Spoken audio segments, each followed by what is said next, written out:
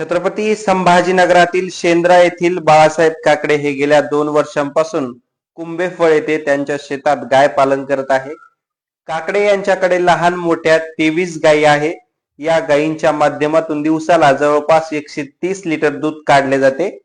तसेच त्या दुधाची विक्री दूध डेअरीला केली जाते.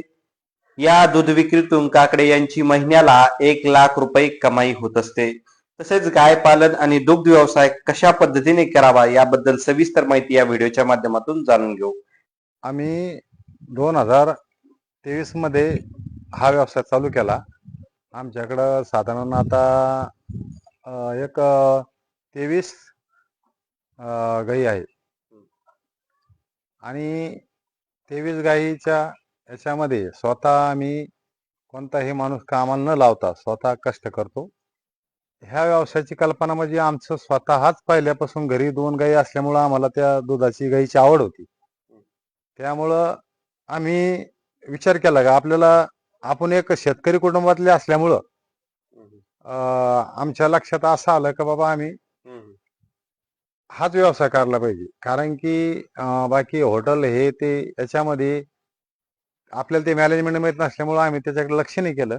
पण मला यांचा विचार घेतला तर त्यांनी पण या व्यवसायाला होकार दिला.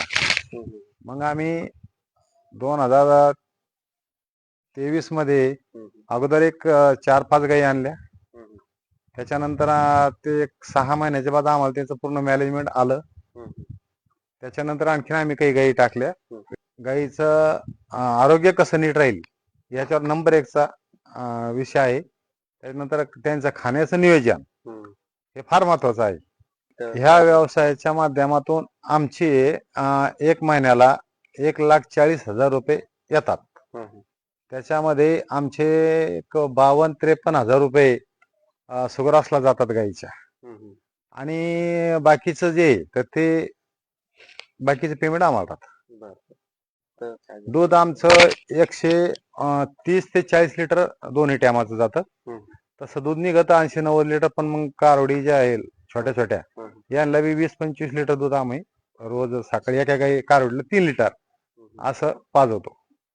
तरुणांना एकच विनंती राहील, बरेचसे लोक तरुण हे या व्यवसायामध्ये व्यवसाय केला आणि रिवाज गेले. त्याचं कारण एकच आहे का त्यांनी दुसऱ्याचे व्हिडिओ बघून आणि बाबा हा धंदा चांगला आहे, याच्यामध्ये हा धंदा चांगला 100% आहे. पण स्वतः काम करण्याची, स्वतः त्या व्यवसायामध्ये आपल्या जीवाला रुजून घ्यायची जर क्षमता ठेवली तर 100% तरुणासाठी नोकरीपेक्षा चांगला व्यवसाय आहे.